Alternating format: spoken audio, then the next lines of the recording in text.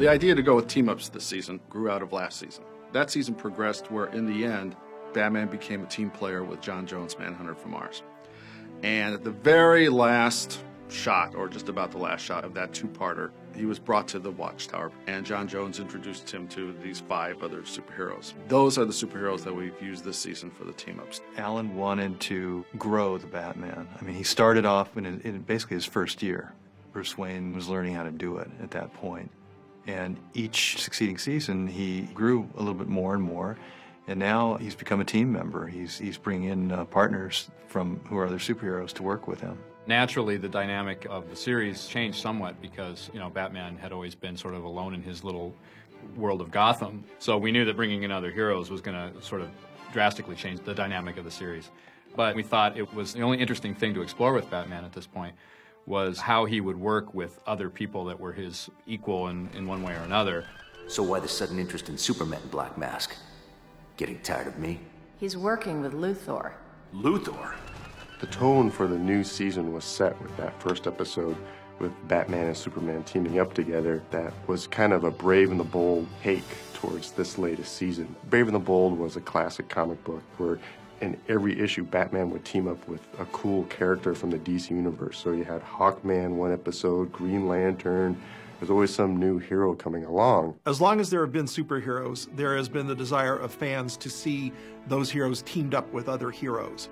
The superhero team-up is a classic. If you've got one hero who's popular, the comic book will sell even better if you've got another superhero in. And if you've got a whole gang of superheroes in, you've got the best-selling book of all time, which has been repeated over and over and over, as justified by the early days with Justice Society right up to the present day with DC's best-selling title, Justice League of America.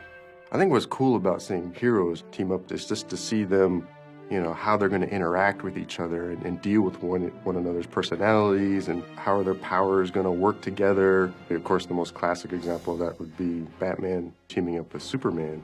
The Justice League's about to have its first official meeting. I heard the Martian invited you, but you declined.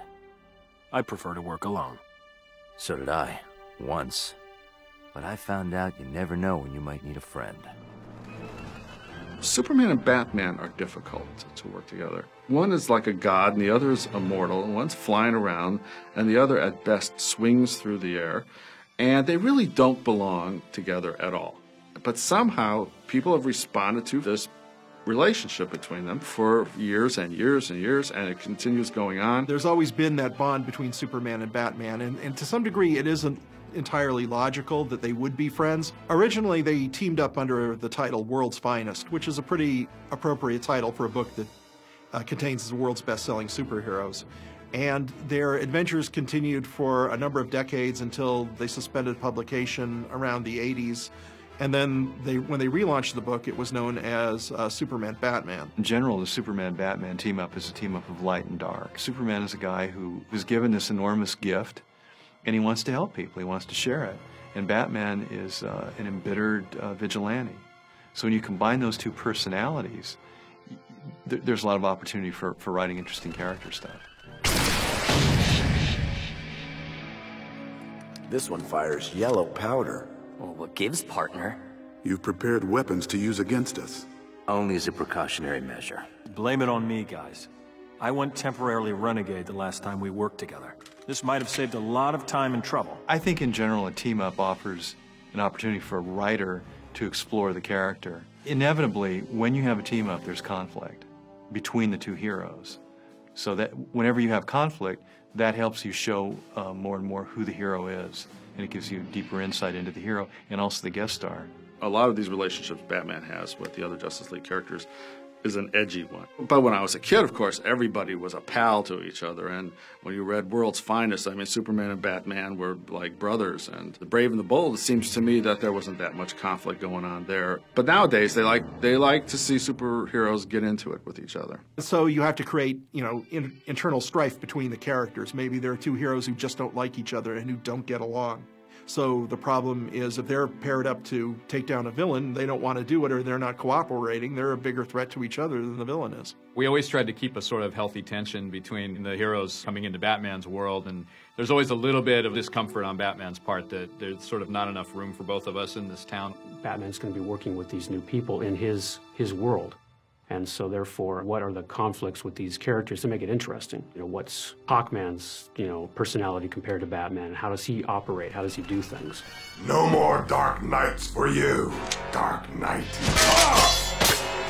It's always a concern with these team-ups that Batman will end up becoming a bit secondary in the story. In some ways, we are introducing these heroes to our audience, maybe for some of them for the first time, but we always have to go back and make sure we maintain Batman as being the dominant character. It's his show. The way we kind of brought all these villains and characters together just came out of the story that was presented, but there was definitely considerations on the writer's behalf on giving a good reason as to why the heroes were going to team up.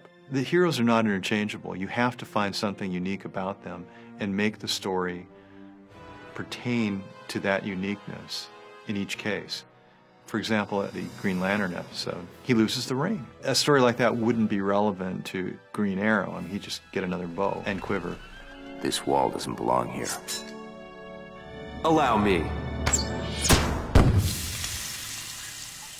Concentrated acid. Phosphorus would have been faster. It's fun to see Batman in different situations where his genius brain and merely human brawn stack up perfectly against a more superpowered hero, and usually it's Batman who's the deciding factor whether they win or not.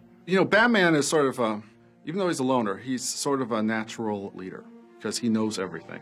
And everybody catches on that this guy's brain is working in areas they've never dealt with before. And so for our Batman, it was just a natural progression that he dominated other characters because of his detective sensibilities. He's just a brilliant man. All right, here's where we split up. If we're gonna get back your powers, we have to capture each android intact. We'll distract them while you attack. You'll only get one shot, so make it count. After 4 seasons of really developing our Batman character, to me this season was really kind of the season where Batman became the full character of Batman and really joined the full world of the superheroes. And so I think the thing I'm most happy about is that we actually were able to accomplish what we really set out to accomplish from the very beginning. Season 5 of the Batman was just a natural evolution of the series to the next level. We saw Batman working on his own as a loner in the first few seasons, and then as time went on, we introduced Batgirl and then Robin, and this was just the next stage, is to have him interact with other great DC characters. I would also say that one of the most satisfying things was finally bringing Superman into the series, because it's something we just always dreamed of doing from the beginning. I'm happy with the season. I thought it ends on a high note, and a lot of great work was done by a lot of wonderful writers and artists. We had terrific recordings, and it's one of the happier seasons of my career.